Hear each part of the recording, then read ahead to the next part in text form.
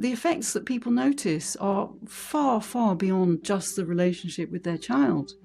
Their own life is massively improved by noticing in their own mind when they are coercing themselves. I mean, you don't always know, of course, because most of our mind is not explicit, but sometimes you can tell. Fitz-Claridge, thank you so much for coming. I'm very excited to have you. It's so lovely to be here. Thank you for inviting me. Okay, so let's talk about taking children seriously, of course. So for most of history,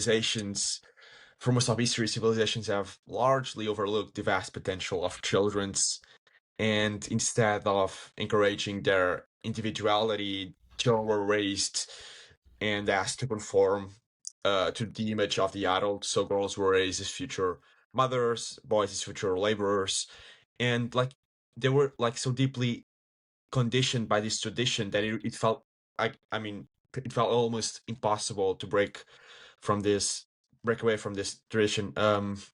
Why is this? In the past, people just didn't have the knowledge that there is a better way than all the coercion that there has been historically. And even after the extreme, brutal coercion, people started noticing that that was a problem. They still had a paternalistic view of children, namely the idea that for their own good, children need to be coercively controlled in a benevolent, fatherly way. But so that idea has remained throughout, and unfortunately, we still have that idea in the culture and in the world, if not worse ideas.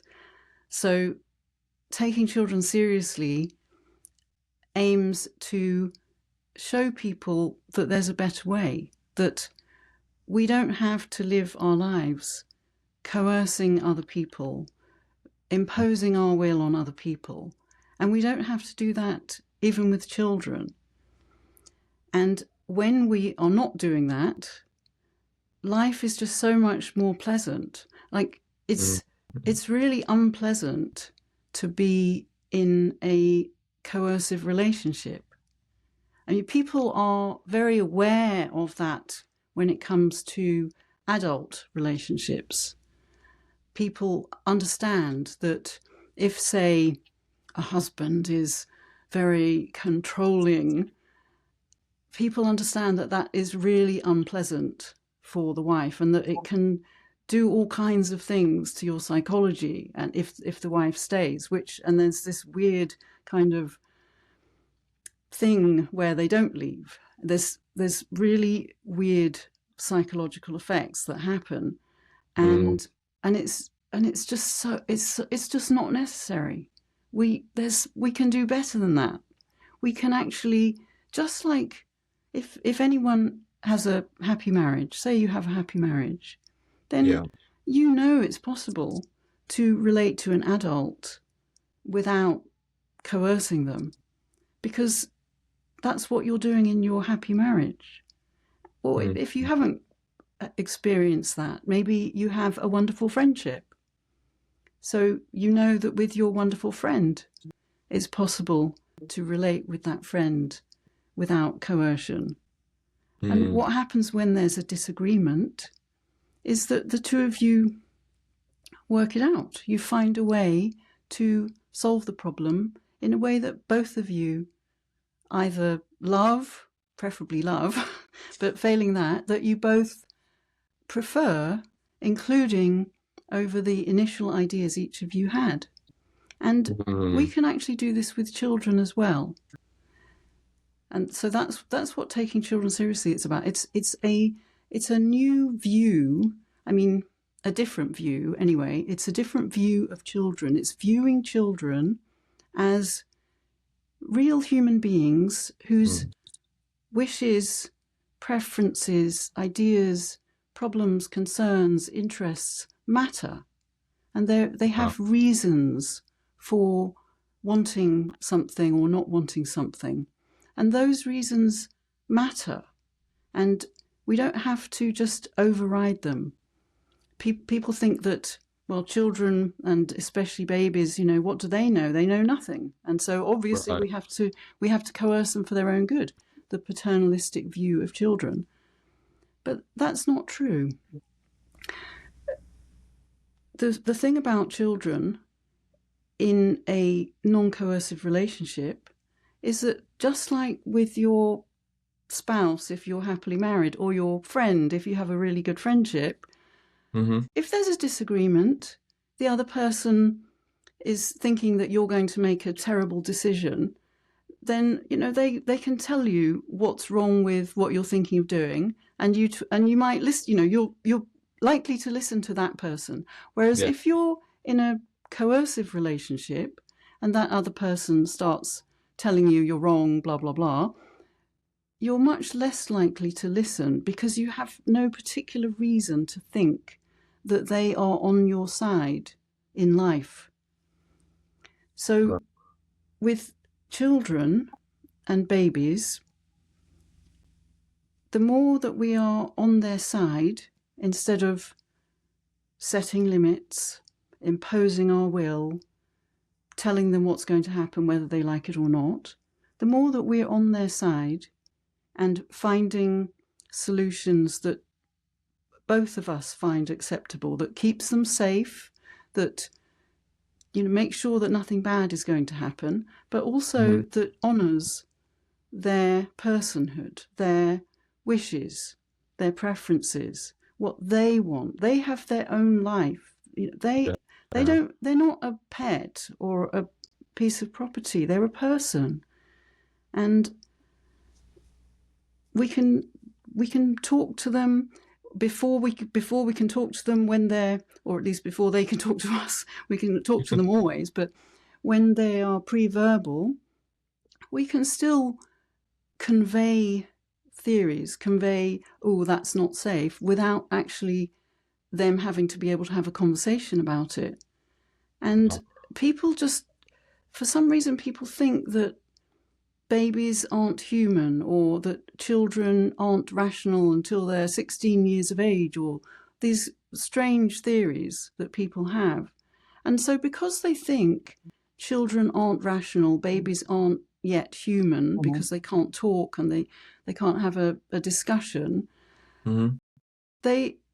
people are not taking into account that even a newborn baby has a human mind, not just an animal mind, but a human mind with creativity and the potential to create knowledge rationally.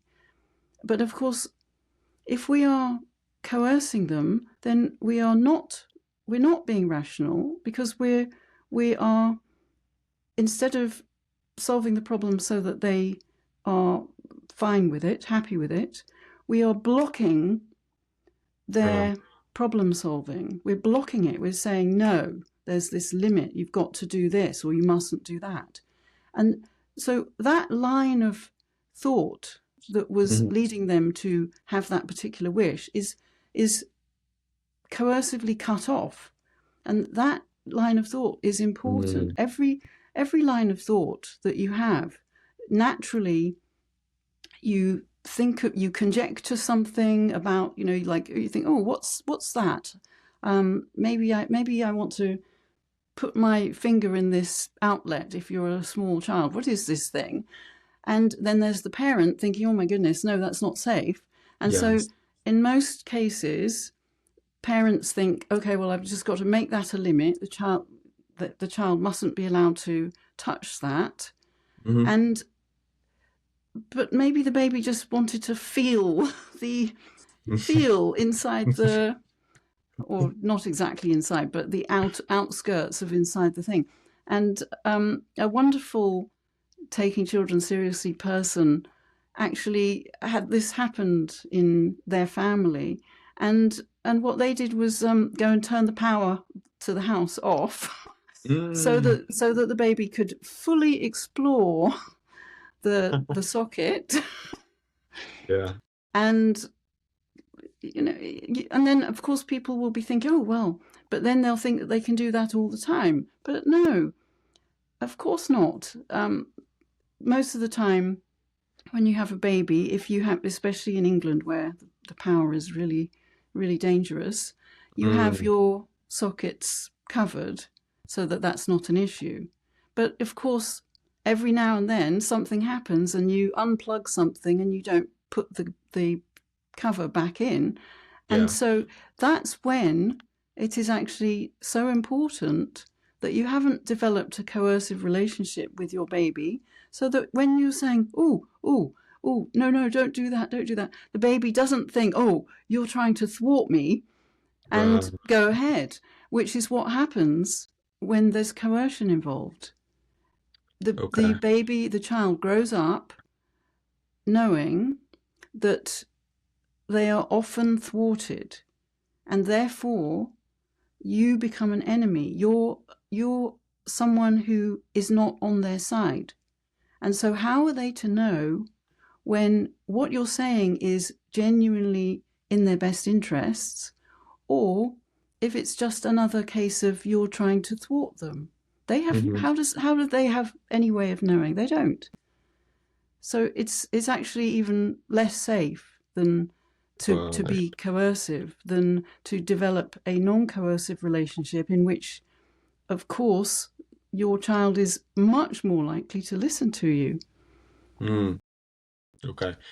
But do we still lack the knowledge of how to raise children in another way besides the paternalistic common way in which we see? Do we have? Well, we don't have perfect knowledge. Yeah. Taking children seriously does not claim to be the final perfect knowledge, the final, the perfect truth. Of course not. Yeah. It's a conjecture about a better way. It's a conjecture about how to solve the problem of the paternalistic approach to children. Of course, one of the problems with the paternalistic approach to children is that it hurts. It doesn't. It obviously hurts the child, although apparently that's not obvious. But that's, to me, that seems rather obvious. But it also hurts the parents. Yeah. Because it's actually not pleasant to be this dictator with people you love. It's not pleasant. It hurts. And then what happens is you're thinking that despite all your efforts and all this struggle that you're going through with your child, all the battling, your child is still not listening to you, still not doing what they're supposed to do, still not doing the homework properly, or still fighting about it. And so it's really unpleasant.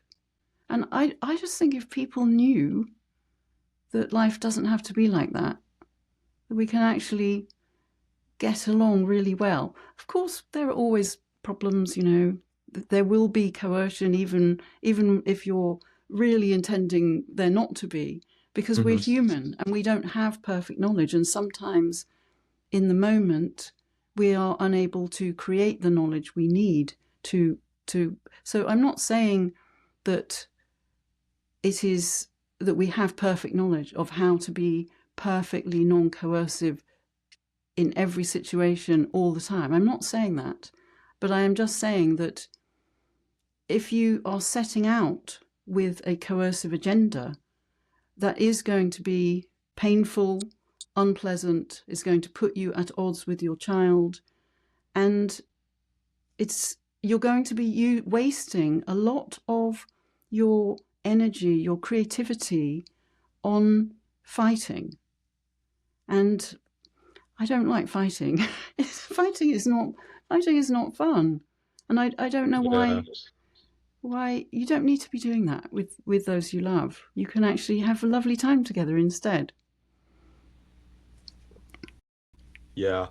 Okay, so we have an idea of how to raise children better than the paternalistic common view, but so now the problem is to make sure that idea reaches the people. Is that the standpoint?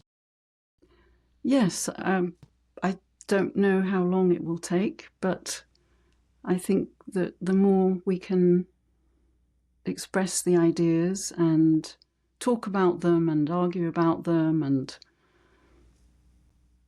convey the information, the better, which is why Okay. there's the Taking Children Seriously website at takingchildrenseriously.com.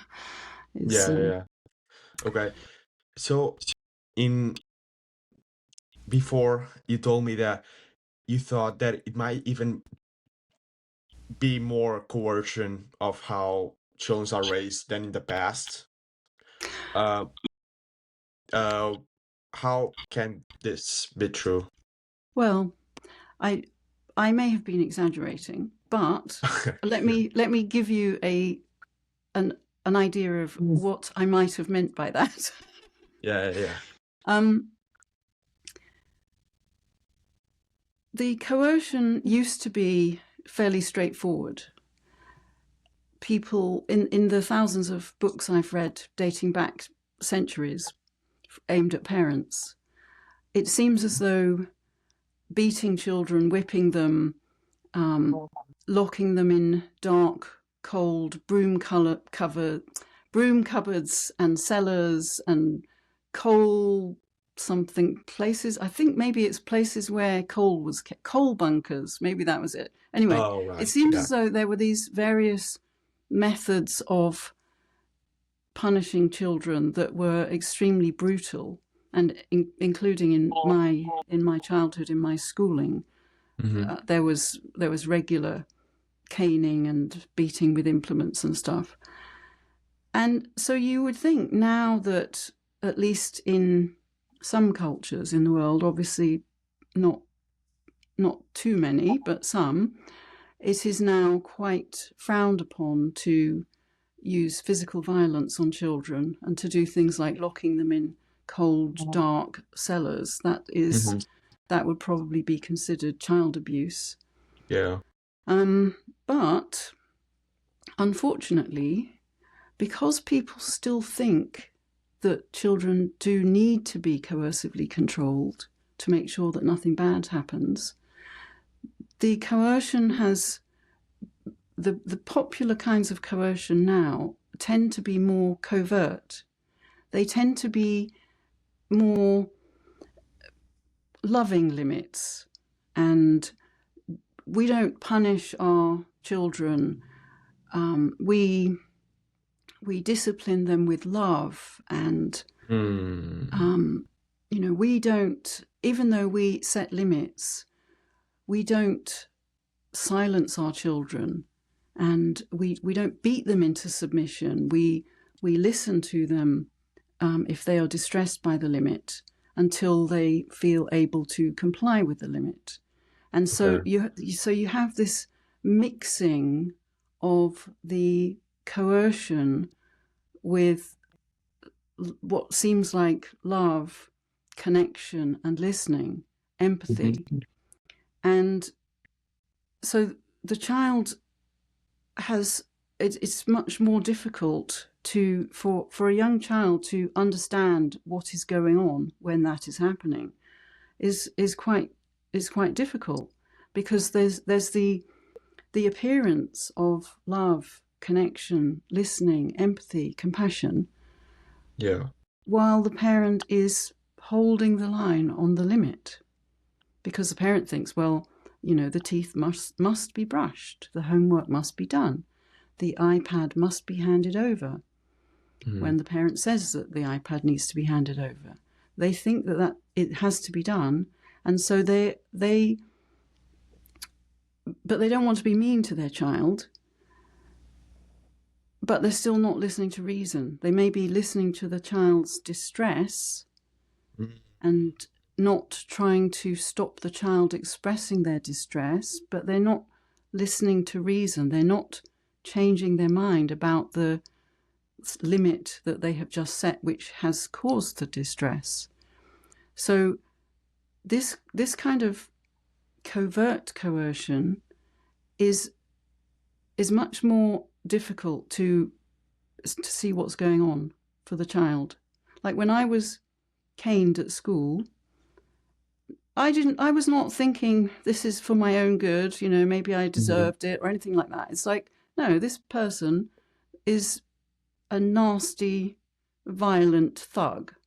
And so I'm not in any way, of course, I'm not in any way suggesting that you should return to beating your children instead of covertly coercing them. I'm just saying that this element of hiding the coercion in loving words, in a soft face, in sounding sympathetic, makes it more difficult for the child to understand what's going on. It's really a mind-messing kind of additional double binding thing.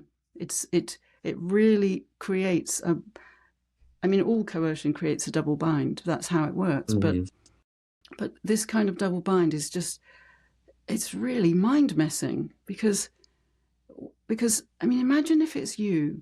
It's so difficult to imagine, but imagine that you are married to someone who has the power and strength to enforce his will over you. And suppose that coercive control of you is legally sanctioned, and that everyone in the whole world thinks that, of course, he has a perfect right to do that. It's absolutely right. It's for my own good. And he, while he's telling you that it's time to do the washing up or whatever it is, do the ironing, he's expressing love and compassion and empathy, but he's not in any way changing his mind in answer to your distress about having to do the ironing when you really want to be writing an article or whatever it is. It sounds ridiculous, I know, but sometimes I find that it just helps to understand how it feels to the person on the other end, the child on the other end. If you just think about if it were you, that someone is setting this limit totally against your will. Someone said to me the other day that, well, the limits parents set are perfectly reasonable, like they're innocuous, like when my child, when my baby needs a nappy change, well, of course they need the nappy change. And so this baby is apparently very upset by the nappy changing. And so this parent is thinking that because nappy changing seems innocuous, the baby doesn't really have any reason for being distressed by the nappy change. And so because, and maybe it dates back to birth trauma or something completely in the past that's nothing to do with the current thing that is actually distressing the child. But many things seem innocuous when they're voluntary, but they're not at all innocuous when they're not voluntary, like sex, for example. So you can't just think, oh, well, obviously the teeth have to be brushed and there's nothing unreasonable about that, and therefore teeth brushing is innocuous, and therefore it is perfectly fine to force it on the child. And when I say force, I don't mean, although some parents do, hold the child and brush the teeth.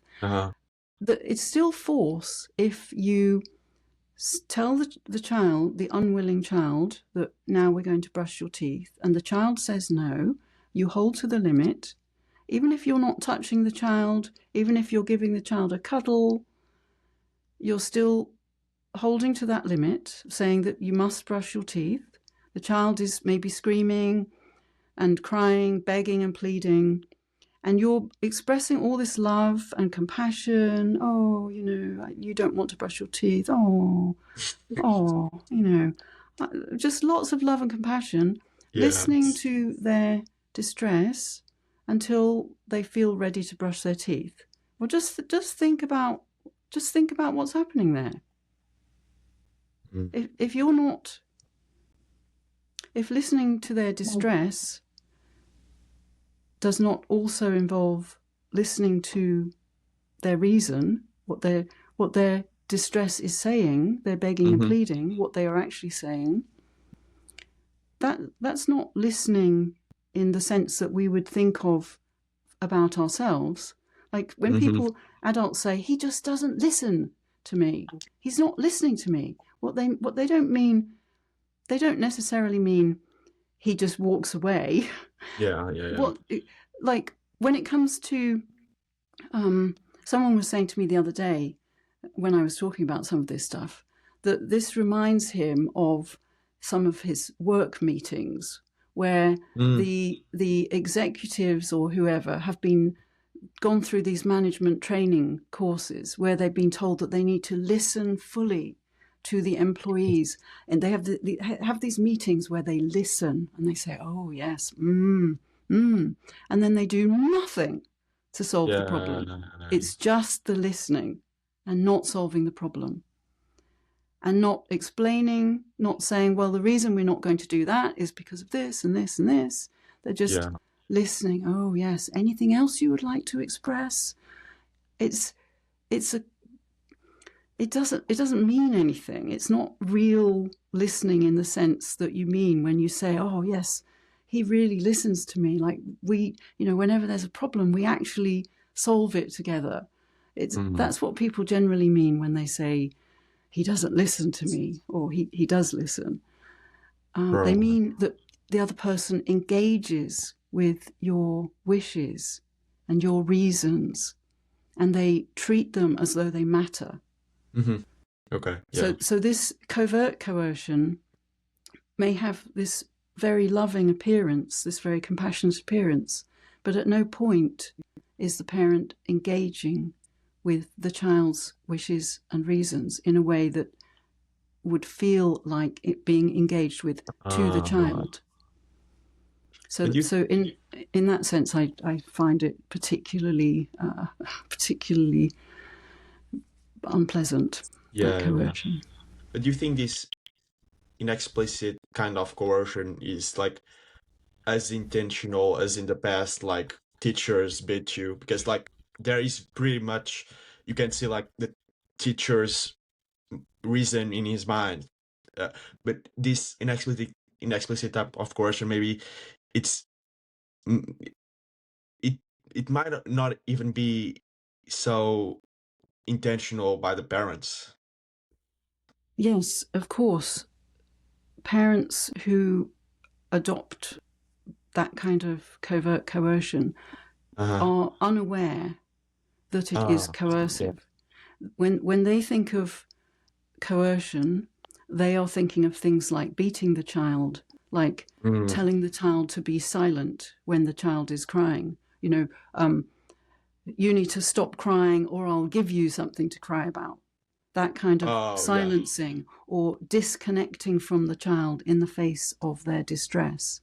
So many current parents would think that that would be coercive, but not that setting limits and imposing their will without those, not doing those things. They think that that is not coercive, but it very much is, unless you are actually engaging with what the child is saying in a way that the child experiences as being engaged with, which means if the child doesn't want to brush the teeth, then, well, why do they have to? Like, why do they have to? Why must it be done now? Why are you not explaining your thinking about it?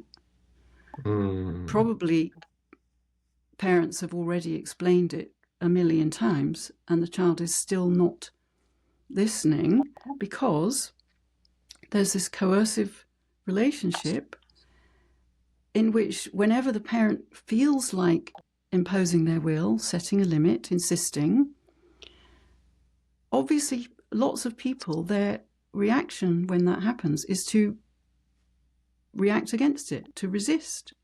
Yeah.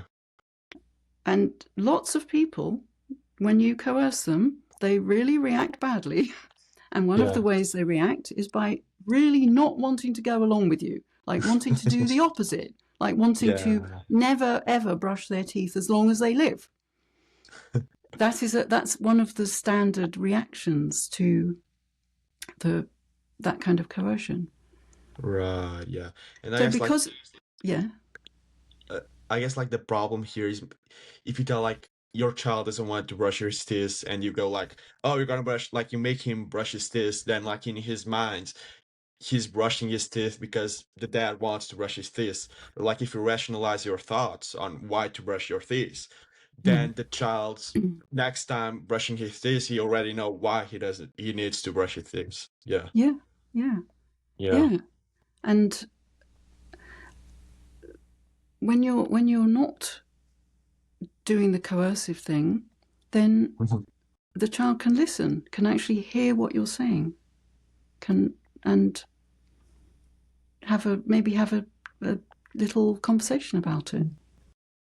But Yeah. because parents think, well, of course I have a conversation, of course I explain, but they don't listen. But the problem is that when you take it upon yourself to have the final say, like you reserve the right to have the final say, then nothing is ever really voluntary for the child. So if you're in a relationship with an adult and he reserves the right to have the final say in the event that you disagree with him, how good is your relationship going to be? Right. That is not what, when you read relationship books, they are not advising you to think that you have the final say in your relationship Yeah. with another adult. And of course, people think, oh, well, they're children. That's an adult. It's completely different. They are different in that they are children and they lack knowledge. But are they different in how it feels emotionally to be coerced?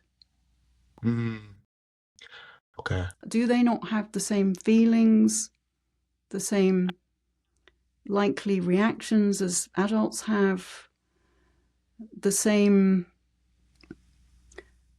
emotions about it, the same distress when they are in that kind of relationship and being coerced? Right. I haven't heard any argument to suggest that children are this different kind of being that doesn't feel the same way we feel when someone is doing that to us.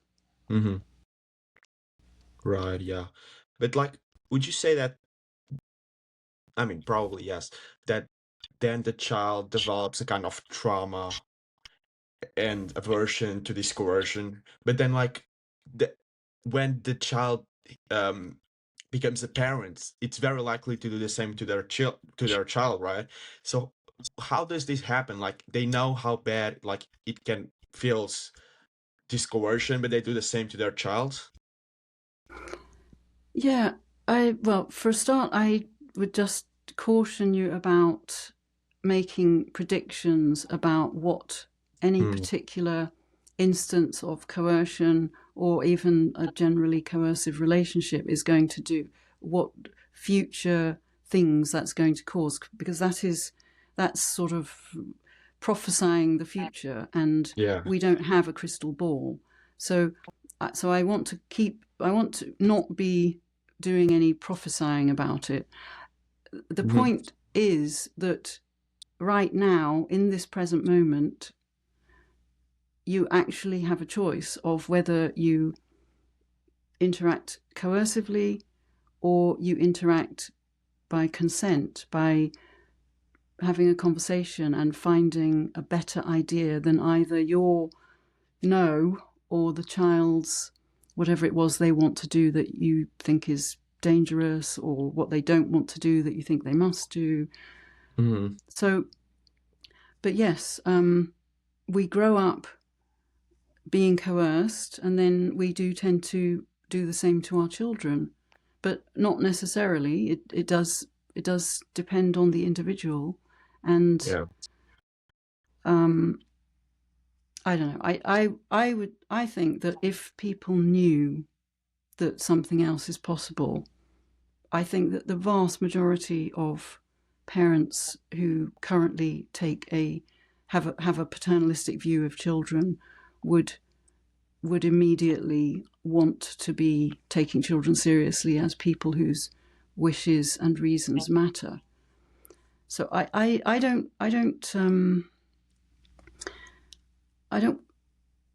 like to make statements that suggest that it's impossible to shift from the standard view of children to this new view that I'm proposing, because I've seen so many cases of people who seemed at the time to me to be irredeemable, like extreme authoritarians. I've seen the things I have seen in terms of people having a change of heart, having a positive change of heart, and completely shifting all their relationships. Because some of these people were not just authoritarian with their children, they had a generally authoritarian worldview, and they were authoritarian with adults too, and in unpleasant relationships because of their coerciveness with adults. So the things I have seen in terms of people shifting when they see that something else is possible is such that I really don't like making statements that suggest that once we've been coerced, we are stuck with it forever, and we're just going to immediately do the same to our children. It's not true. Okay. And like, is it possible to be? I mean, of course, it's not possible to be absolutely non-coercive, but is it possible to be non-coercive to, for instance, your relationship with your kid, if you are like coercive with yourself? No, that's a very good point.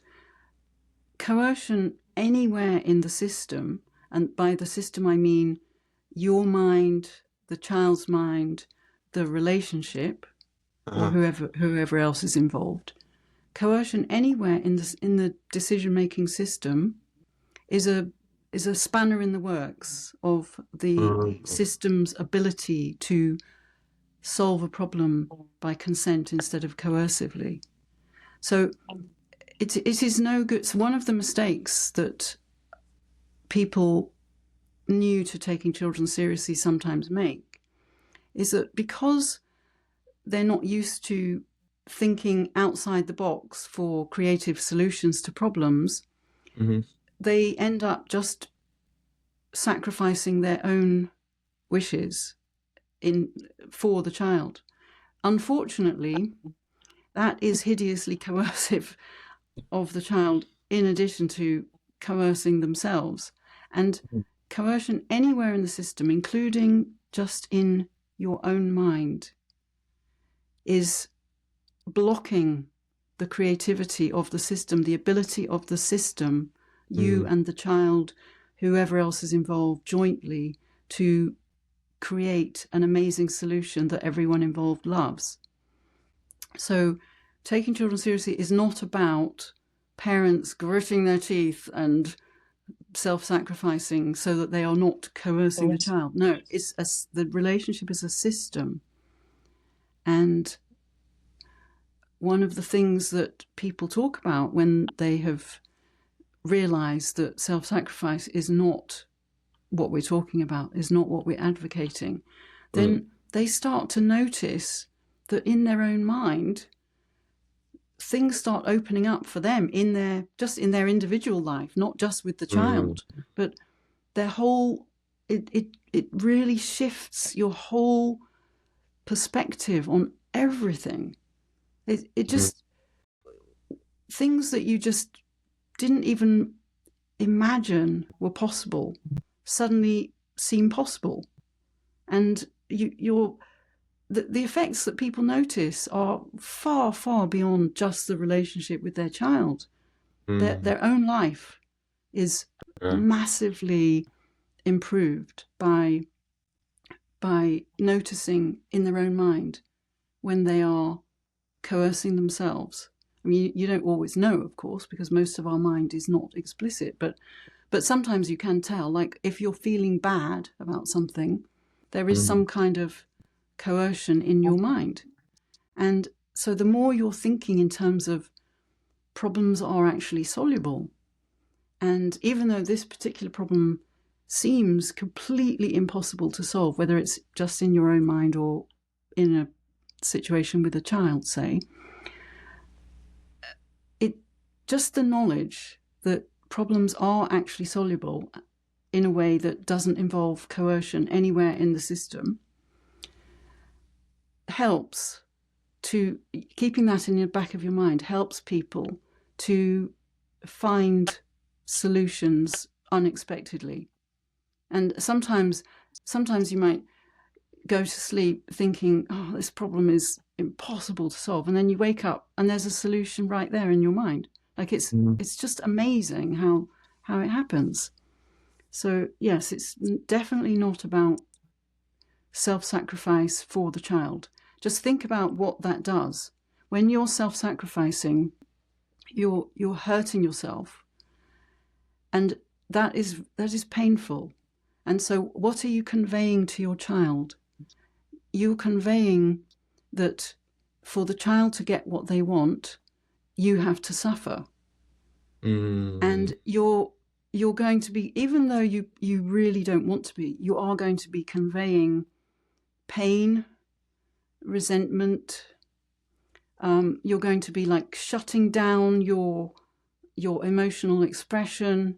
You're going to be disconnecting from the child, because if you were connected, then you would have to be, it would be obvious that you were in pain. So you have to shut yourself down emotionally. This is just really toxic, really, really toxic. And also just think about, so the child is getting the message that giving the child what they want is really unpleasant for you, and that you're not available to them emotionally. You're disconnected from them. You have to numb yourself. You have to be like a robot to be able to bear. You have to disconnect from the pain. And so all this stuff is very destructive, and the child it must be very disturbing for the child on the end of it. And then also think about the other bad thing about it is that what kind of message is it to give a child that, as a general message about life, that for one person to get what they want or to win, someone else has to suffer, someone else has to lose. Like, just think about what a terrible message that is to give a child. It's so toxic. So they're going to grow up thinking either that they have to let other people win, and they're just going to be self-sacrificial, people-pleasing, boundaryless suffering, or that they're going to win at any cost to other people.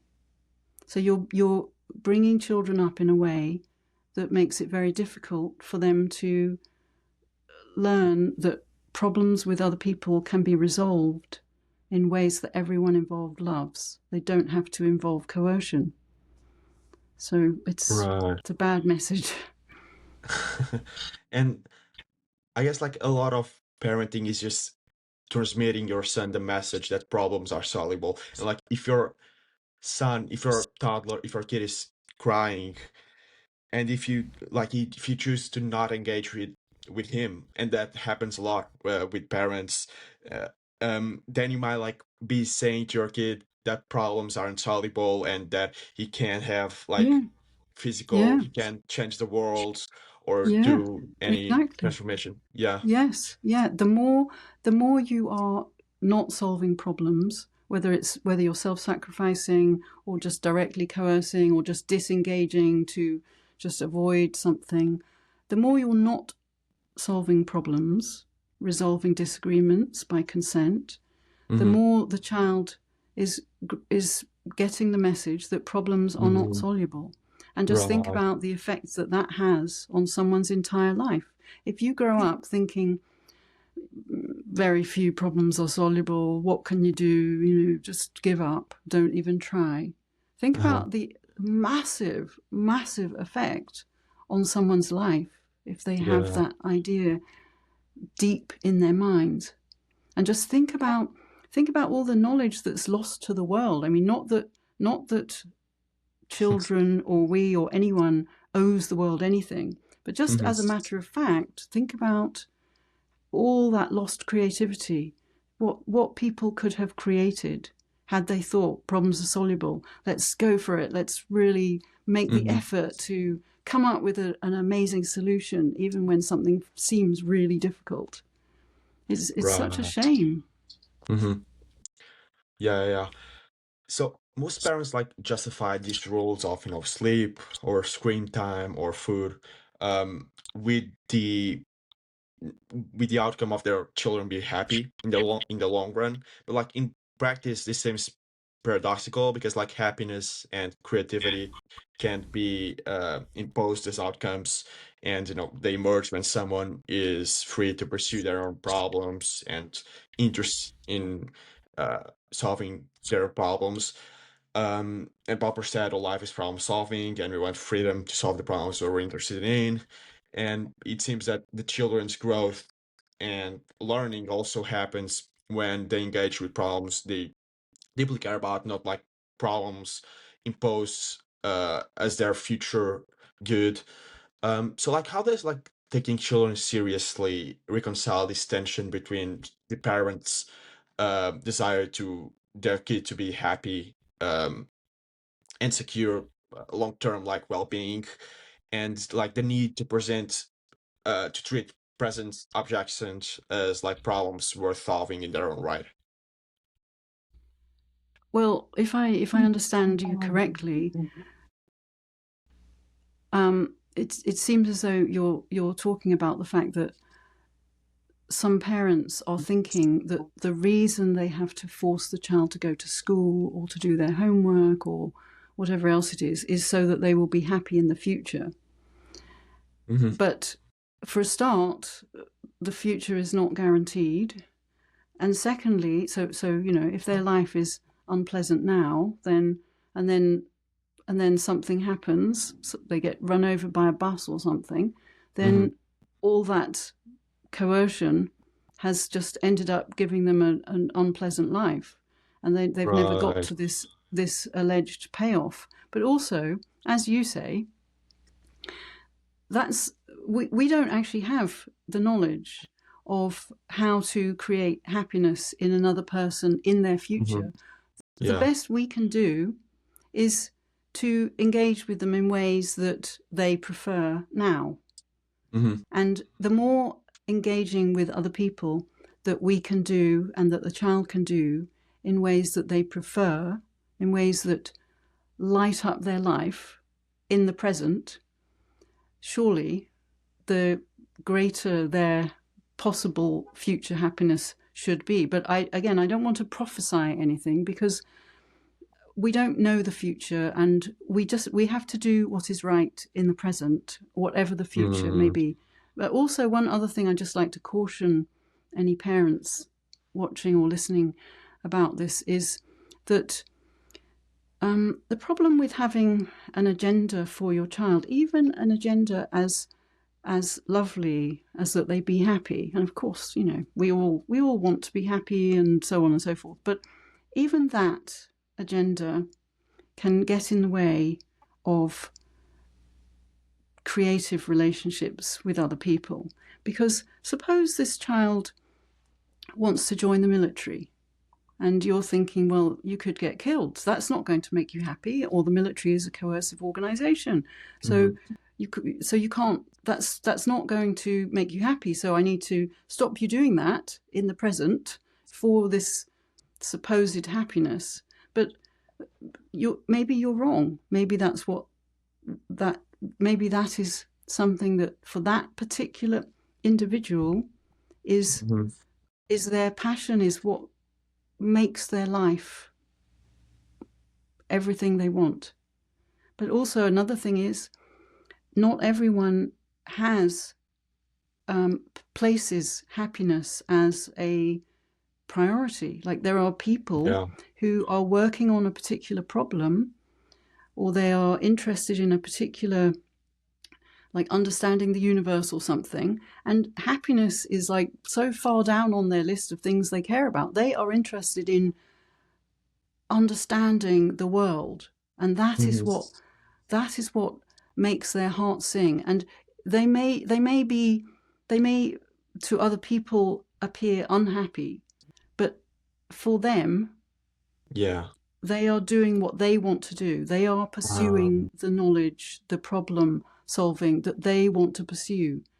I think that it's not for me to have an agenda about what you should want for your life. You have your own wishes for your own life, and you have your own problems that you're interested in and things that you want to do and not do.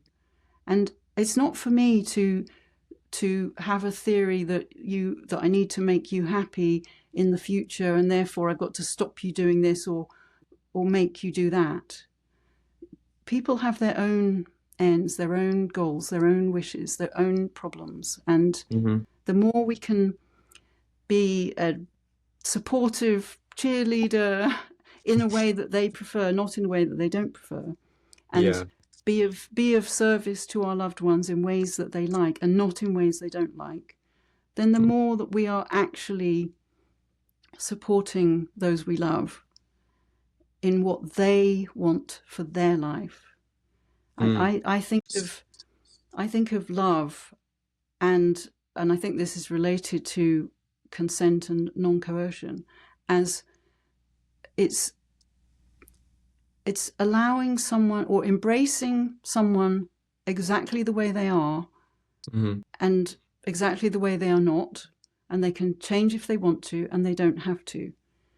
And when you have a relationship that has that kind of character, then it doesn't mean that people don't grow and develop. What it means is that you are giving them the psychological space in which they can pursue whatever they want to pursue. They're not being stopped at every turn by needing to please you. You know, I can't change because you want me to be that way, and I can't pursue this because you don't like that.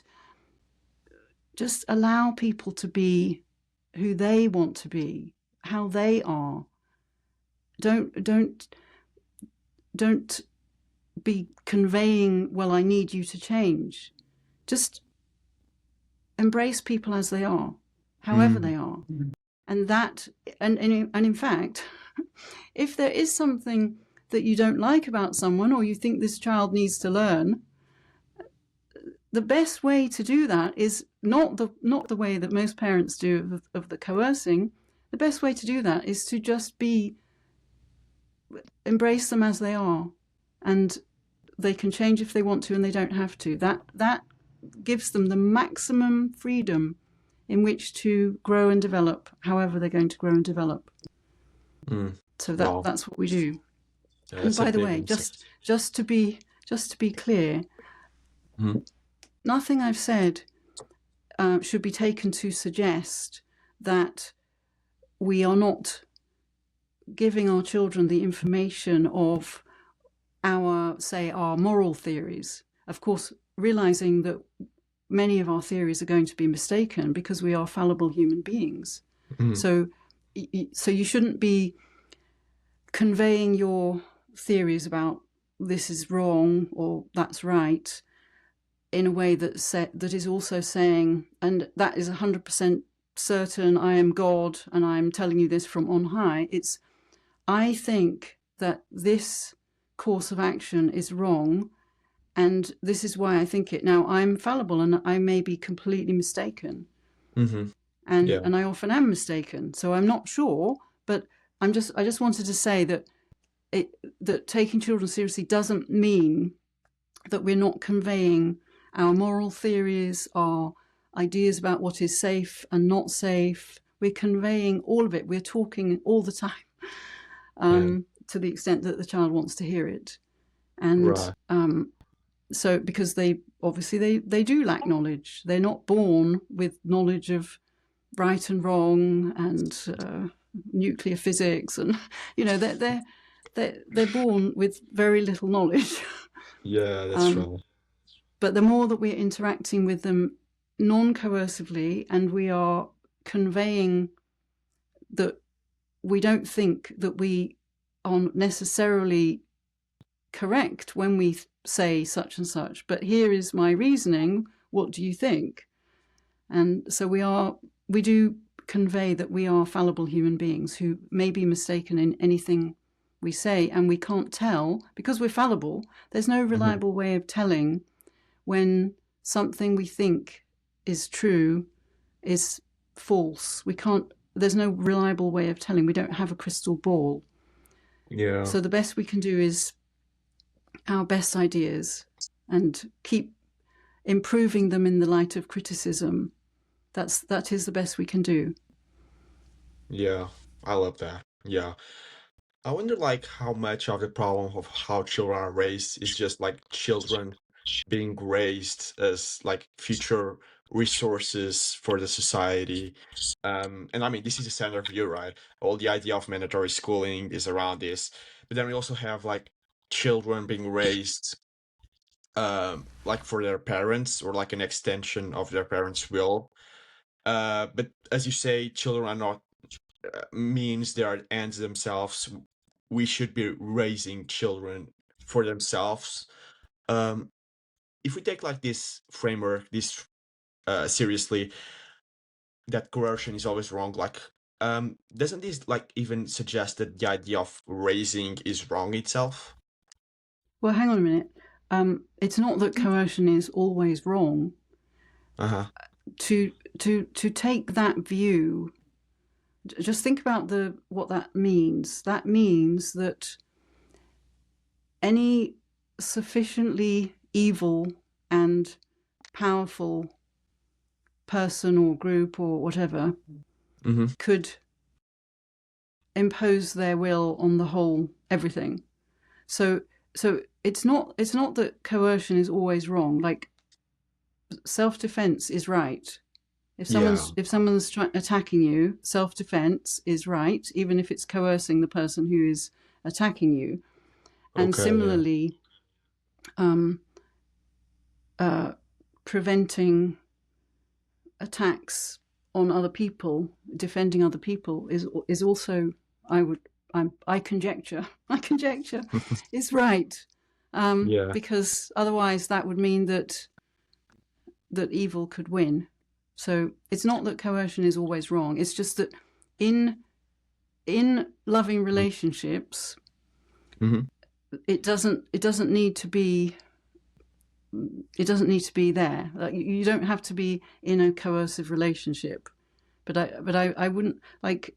I once was present when there was a child. I was at someone's house, and there was a child minding his or her own business, playing a video game, and then there was another child who was wielding a cricket bat, and then seemed to be about to hit the child over the head with a cricket bat.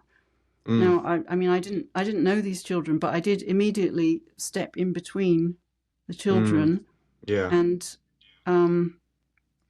make sure that the cricket bat didn't make contact with the head of the other child. And I think yes, it would have been lovely if I had been able to come up with a way of. I didn't know the child, and the child didn't know me, so it's not like it would be when it's your own child, and you might just be able to say, "Oh, whoops, hang on a minute," and they would listen. It was a different situation, and I didn't. It's not that when I stopped the cricket bat attack, it's not that I was frowning at that child, the cricket bat wielding child, or anything like that, or shouting at. I don't know if it was a girl or a boy, actually, but anyway, Nothing like that. But still, I was stopping that cricket bat making contact with the head. So I would call that coercing that little child. I was not punishing the child. I was not being mean to the child. The child did not cry or anything. It was, it's nothing like that. But I did stop it happening. Okay. And so what I was trying to do, the way I think about it is, I am trying to preserve any knowledge creation that's going on. So the child who was minding his or her own business playing a video game, there is knowledge creation going on there. That child was perfectly happy doing what they were doing, engrossed in the game, had no idea what was about to happen. So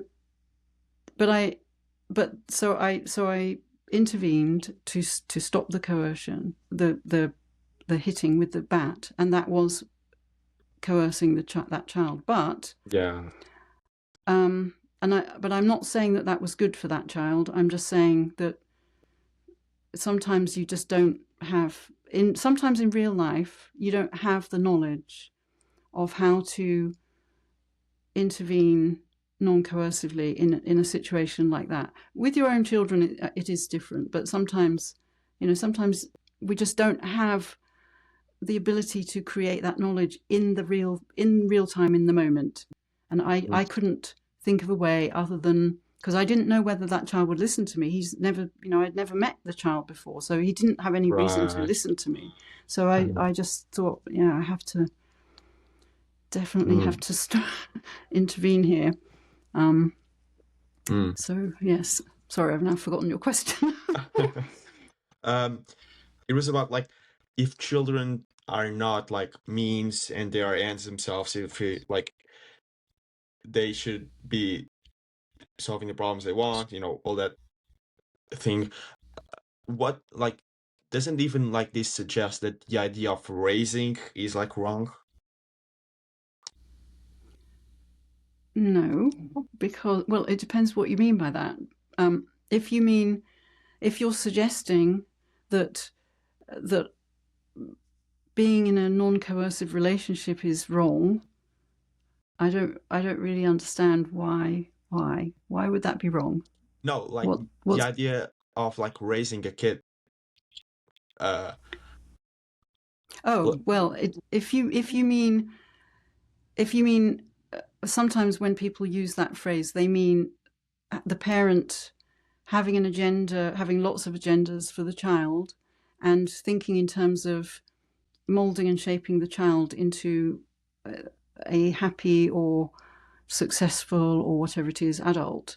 Then yes, but we don't have to be doing that. We can have lovely, mutually wonderful relationships with our children in which we are not molding and shaping the children. We do not have any agenda for them other than what they want for themselves, what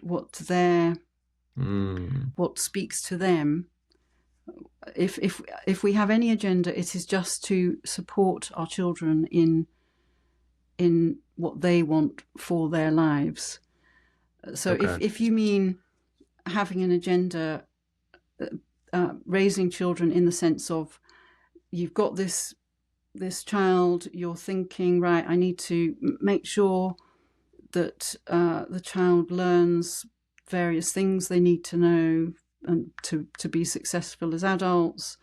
I need to make sure that I force them to do this, that, and the other, which if they don't brush their teeth, then they will need thousands of pounds worth of dental treatment later in life. And so obviously I have to hold them down kicking and screaming to clean their teeth or listen to their distress until they're ready to comply. Right. If you're thinking in terms of that kind of molding and shaping, then yes, we don't need to be doing that. We can actually just have a lovely time with our loved ones, including children, including babies.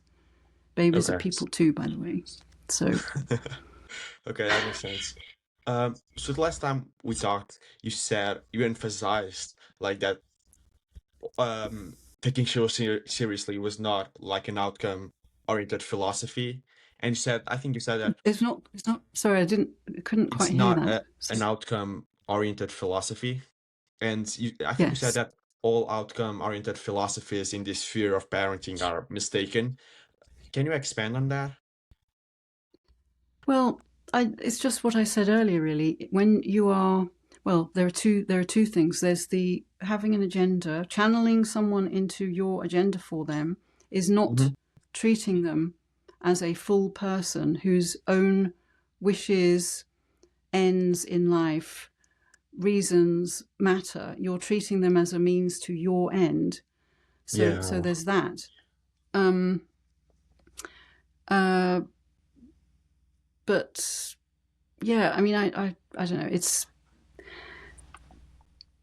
Yeah, having an agenda is problematic, because just think about how it is for you when someone else has an agenda for you, and they just Mm, keep trying to channel you into their vision of how you should be, and it's not how you want to be. It's not what you want to be doing. It's not what you want to be thinking about. But there's this person who thinks that they know best for you and your life.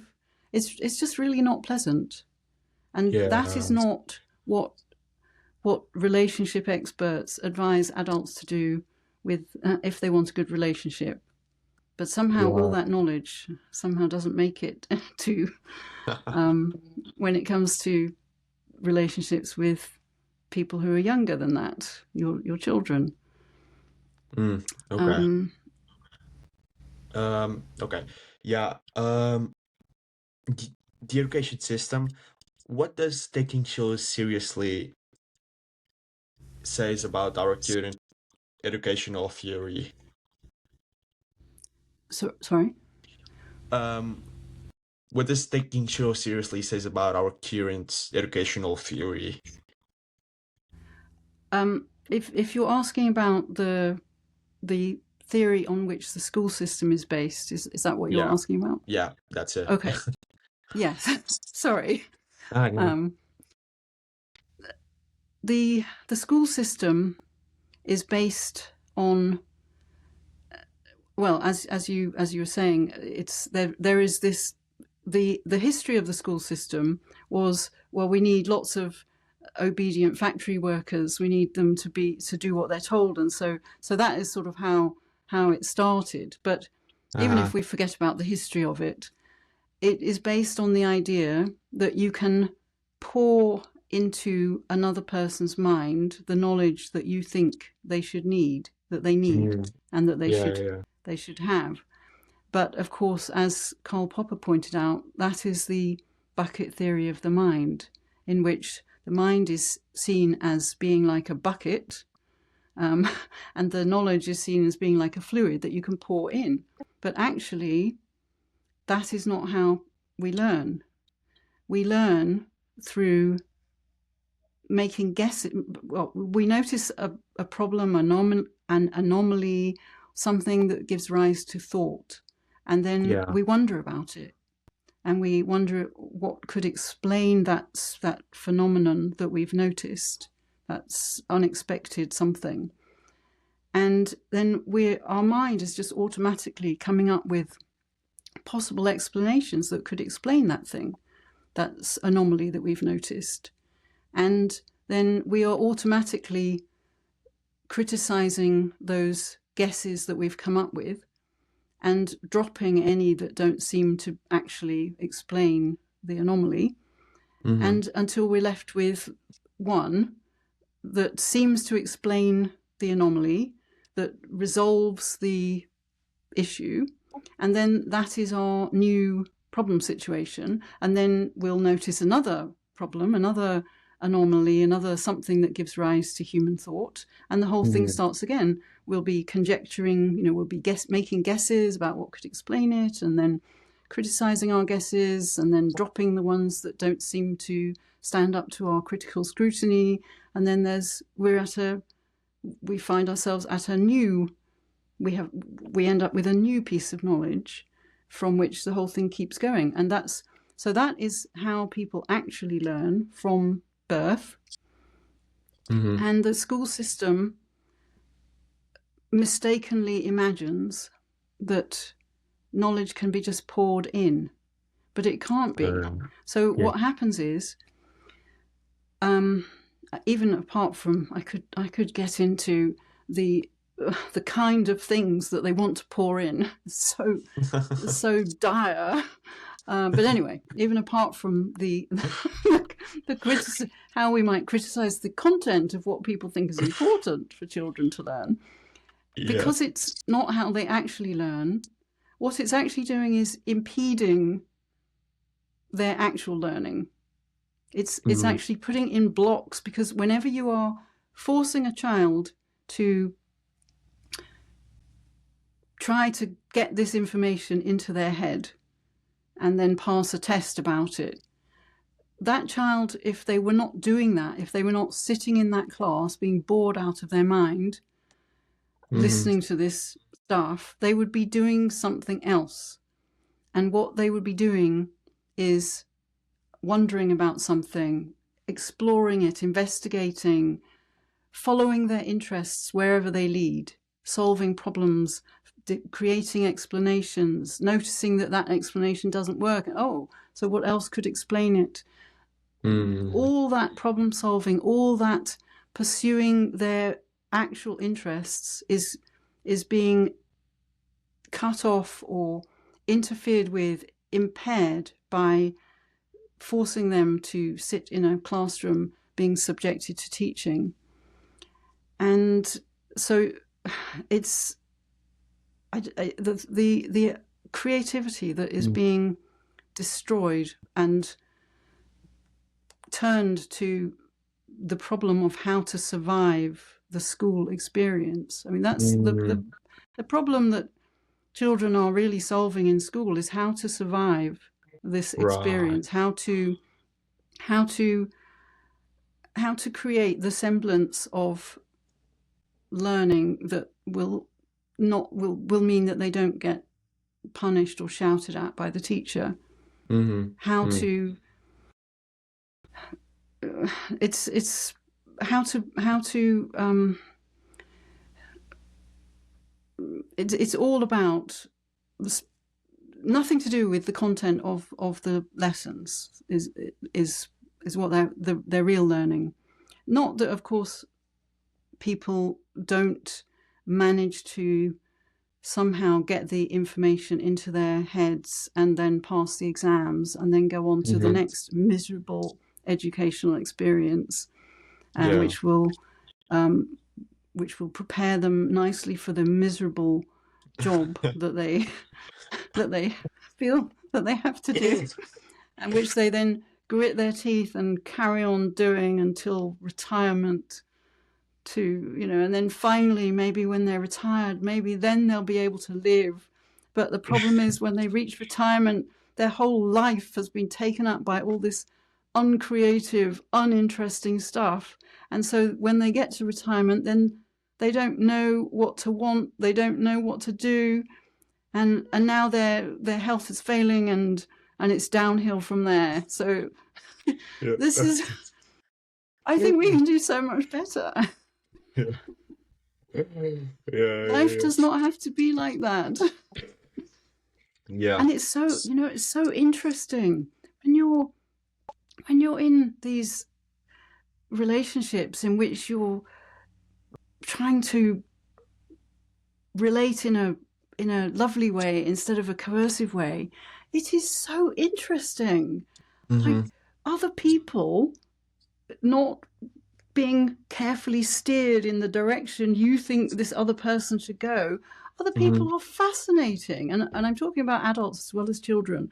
But because people are in these rigid, narrow channels of trying to meet someone else's expectations for them, it's just so shuts down all so much of their creativity that could make things so interesting. So I don't know. I think people just, I don't know. When I read books aimed at parents. I was telling someone the other day actually that I actually sometimes I just have to take a break from the book because it Mm. is so unremittingly depressing that Oh. there is all this pain and suffering and angst and people fighting, the parents fighting the children for control, and that it is so unpleasant. And I do think that in order to manage to do this, parents must have to numb themselves. Like they just must have to. And I think there is evidence that they do, in that they clearly have lost their ability to actually feel how it feels to be the child. Otherwise, they would not be able to. They just wouldn't be able to Mm. carry on Yeah, yeah. if they could actually allow themselves to connect with that, how it feels to the child to be on the end of it. It's Hmm. yeah. Parents talk about being exhausted and stressed and all this stuff, and they need their support group or whatever to bear it, Hmm. and all the time none of that is necessary. Life does not have Yeah, to be like that. yeah, yeah. Yeah, and I had David here on the podcast, and one of the biggest insights that I I got from that conversation was that all value in society is given by people that are different, not the same, right? And even Right? economically, like the more different you are, the more valuable you Yeah, are. And Adam Smith yeah, wrote about this. And it's actually crazy to think that the education system is actually like trying to get students with the same knowledge, and then they all get the same certificate about how they have the same knowledge. And yeah, yeah. Where is if everyone has the same knowledge? Where are the new ideas going to come from? yeah, Like, yeah, I, yeah. I if if people have their idiosyncratic paths through life and through their childhood, Hmm. that seems to me to be then you're not shutting off all those different things that could end up in something amazing, which Yeah. could benefit the whole world. Not that children are here to benefit the whole world, but just as a matter of fact. Yeah. Yeah. Okay, so you mentioned knowledge a lot during this conversation, and I mean, all the taking sure seriously philosophy is kind of based in Popperian epistemology. Why do you think having the Well, right I epistemology? wouldn't. Yeah, yeah, I wouldn't say it's based in. It is consistent with. It's not based yeah. in. Okay, okay. I had not heard of Karl Popper until I met David, and I only met Oh. David because someone in America wrote to me and said, "You have the same educational philosophy as David Deutsch. You need to Hmm. meet him." Yeah, And so that's how we met. So I already had my idea about children being people and their wishes mattering yeah, yeah. before I'd ever heard of Popper. So I don't want to say Ah, that it's interesting. based on Popper. Okay, It's not okay, based on Popper. It's consistent with, but not okay. based on. Anyway, carry on. um, why do you think having the right epistemology is so important? Well, because what I found when David talked to me about all this originally, I it I found it so exciting because Mm, it's like it gave an explanation for why it actually matters. The interacting with people consensually mm, actually matters. yeah, That without it, you can talk about you shouldn't use other people as a means to your end, and you can talk in those kind of terms. But understanding the epistemology about how people, the applied epistemology being how people learn, hmm, how how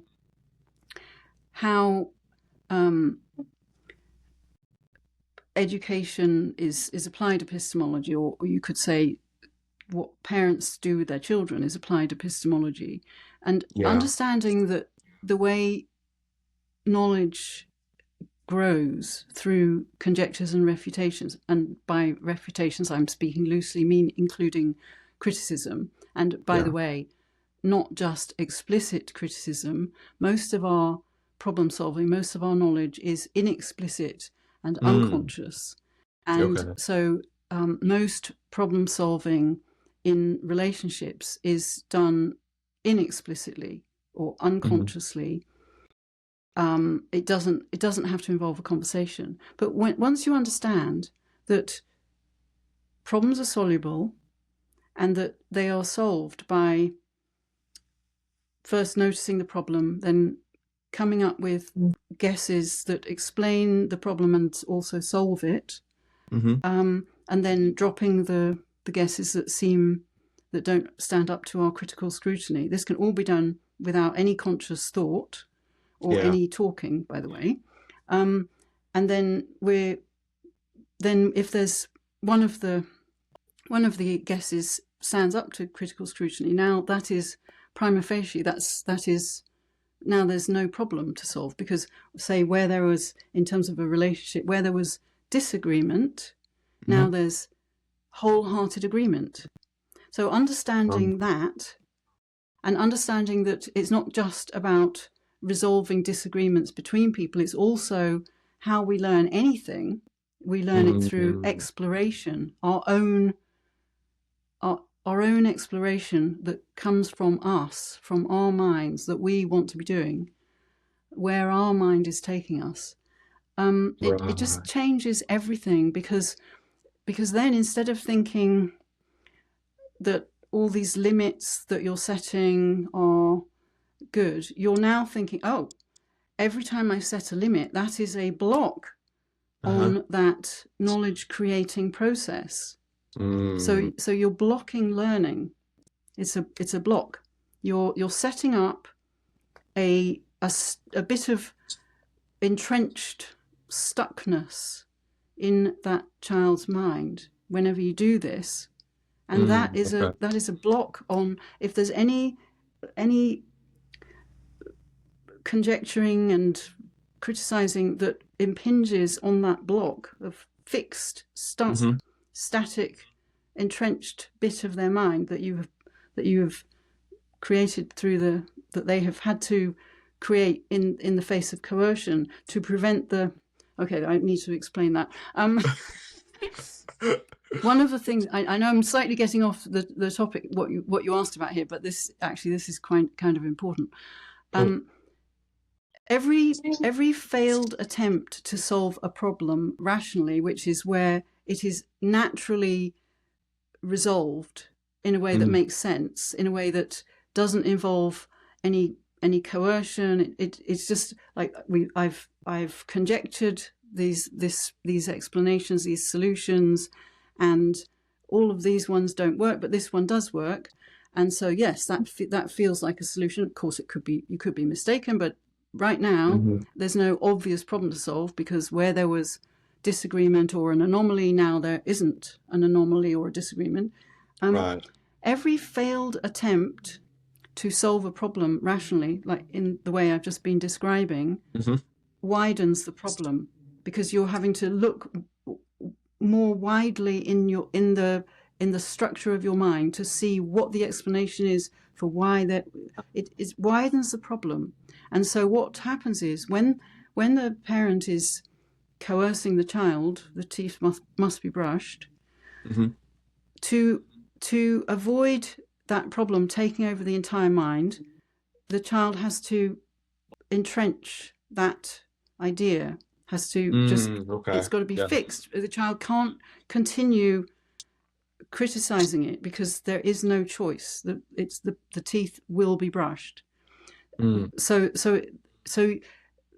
coercion, when people do things to you against your will, it is your own mind that is setting up the coercive block in your own mind. It's not that you really have a choice, but it doesn't. It's not like the coercion is poured into your mind. It is your mind that sets up, that has to entrench it to avoid it taking over your whole mind and making you Right. mad, or so anyway, so I found this the epistemology just so helpful, because for one thing, whenever I might have had the initial like urge to stop something or whatever, I would be thinking, but what am I actually, what would I be stopping? And so it actually, understanding the epistemology, I find really helps people to sort of be non-coercive, to it helps their being to embody the idea that problems are soluble in a way that, not understanding it, I think that if you don't, as I said, I had my ideas before I had ever heard of Popper, so you don't actually, it's not that understanding Popper's epistemology and David's amazing insight about Popper's epistemology, it's not that you have to know any of that, but if you do know it, then when the chips are down, you'll have it in your mind, and sometimes that can make a difference. Like even just the idea that problems are actually soluble, even when they appear not soluble. And by soluble, I mean soluble in a way that people involve love rather than just compromising and gritting your teeth and each person giving up something. And understanding that problems are soluble means that no matter how impossible it seems, you've got in the back of your mind this thing saying, well, actually problems are soluble. Come on.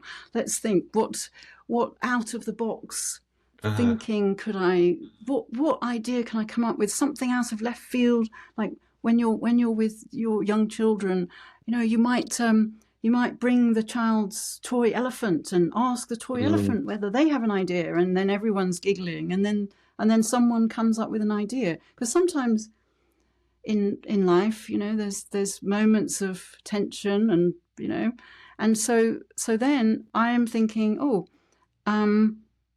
okay, everyone is feeling at odds and as though this problem is not soluble, and they've got to defend their corner.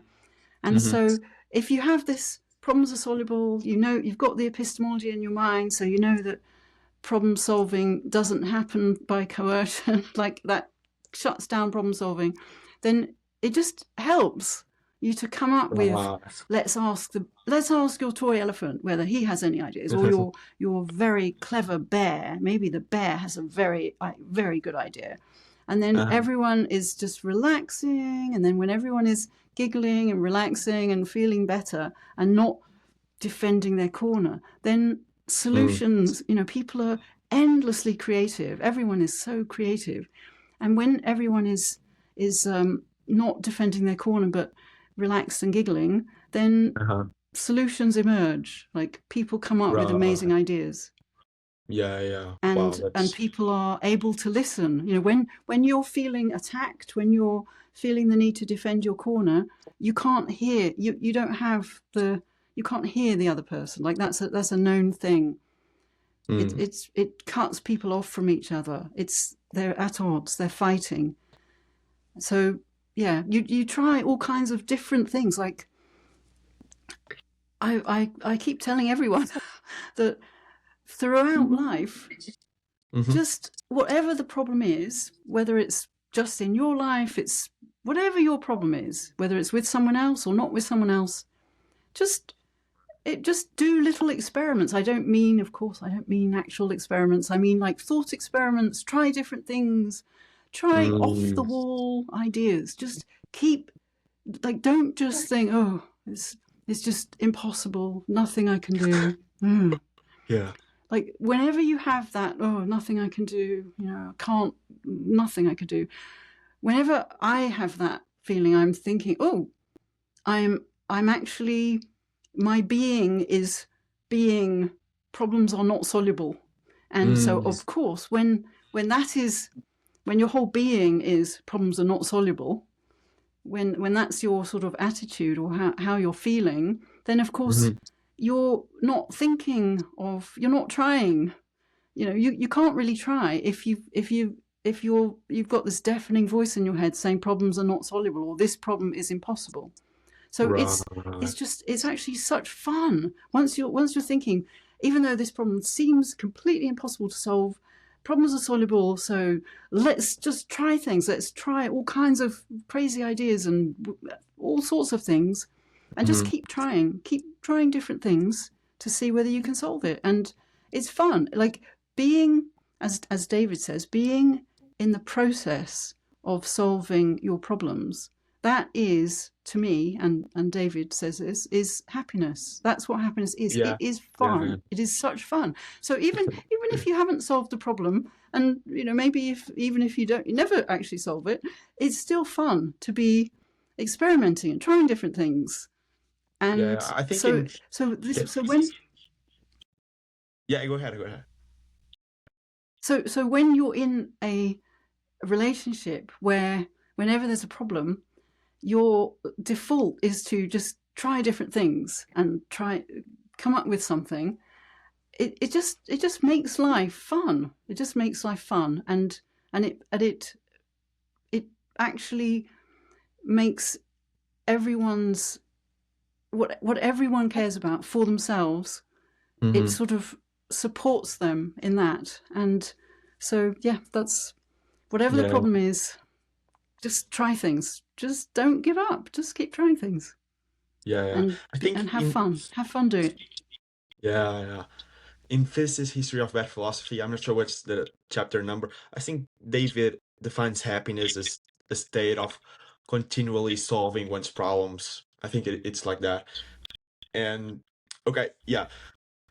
What are you most optimistic about and most pessimistic about for the future? I am an optimist. Like my psychology is optimistic. So I am endlessly optimistic.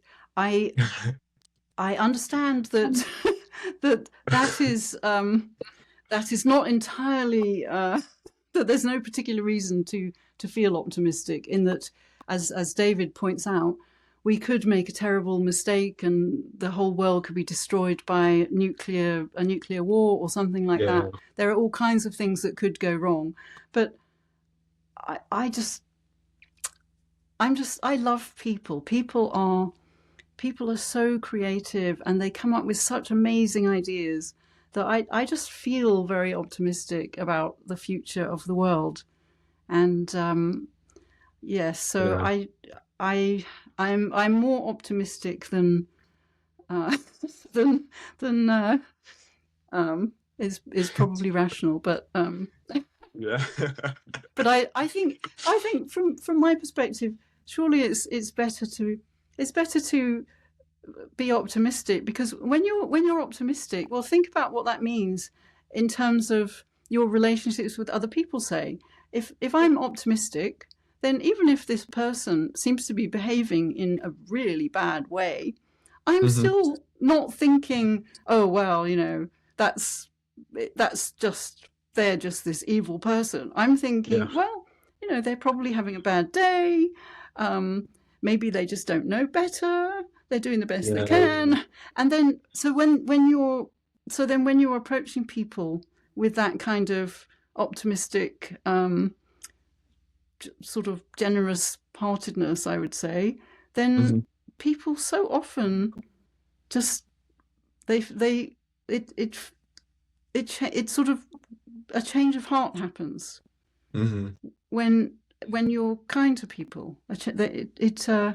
It helps to create positive changes of heart, which then that person who had been grumpy is now feeling good, basking in the lovely interaction they've had with me, and now they are going to treat other people well, and then they Right. have a nice interaction, and then those. So I think it's sort of, there's a sort of ripple effect that of when you generally tend towards to slightly irrational optimism.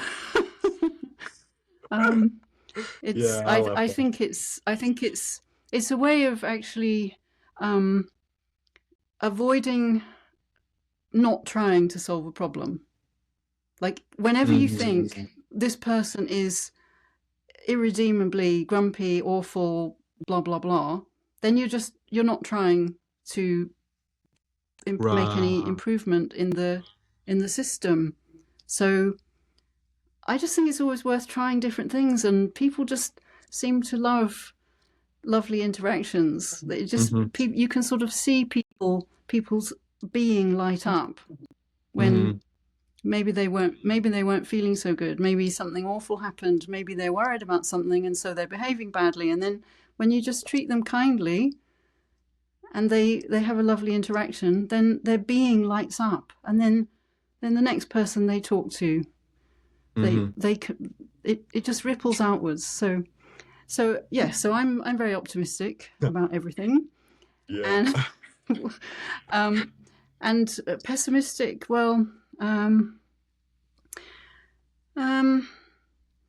well, I don't like being pessimistic. I have moments. I do have moments of pessimism, like everyone, and the kinds of things that I might be pessimistic about is that, for example, even though I do think that things have changed for the better, even in my lifetime, in terms of how children are treated. Like I don't think it's normal for children in school to be caned and beaten like I was, for example. So even though I think things have changed, still, I see so much pain and suffering in families, and it doesn't need to be like that. And so sometimes I have moments of pessimism about not having the knowledge of how to convey these ideas to the whole world. Yeah. I do feel pessimistic about that. I wish I had the knowledge, but evidently I don't. Yeah. When will your book be out? Not yet. It is moving in the right direction, and I definitely want to get it out before it's too late. And I am happy with I'm currently doing yet another rewrite, and I'm happy with what I have done. I'm very excited about. So I am optimistic that it won't be too much longer, but I can't say when yet. Okay, yeah. What's the most important thing you've learned in your life? I think the most important thing I've learned in my life is that problems are soluble, because until I had that explicit piece of knowledge, even though I'm sure if you had asked me before that, I would have said, oh yeah, absolutely, problems are soluble. But because I didn't have the epistemology and David's ideas about it in my mind, and by the way, it's not only David, it's other things that have happened that have really made me realize that in the past I did not realize how soluble problems are. Unfortunately for my beloved children, I have over the last 30 plus years, I have really learned that problems are so much more soluble than I ever thought they were, even though I thought they were before. So that I think that's the most important thing, because that just changes everything. It changes everything in your whole life. Okay. And the world. Like, the more the world knows this, just think about what would be possible for humans, for the world. Yeah, right. Okay, last question. What advice do you have for young people? Well, I don't particularly have any advice for young people other than what I would say to anyone, which is whatever speaks to your heart in this moment, pursue that. Pursue that. Don't feel that you have to pursue someone else's agenda for you. Mm-hmm. And even if the thing that you're interested in doesn't seem like you have all kinds of, you have a voice in your head saying, oh no, you shouldn't be doing that because you need to be doing this, you shouldn't be doing that because of this. Try not to override your inner voice, like your inner wisdom, like what speaks to your heart. I do think that it is very easy for people to coerce themselves and then to regret it horribly later.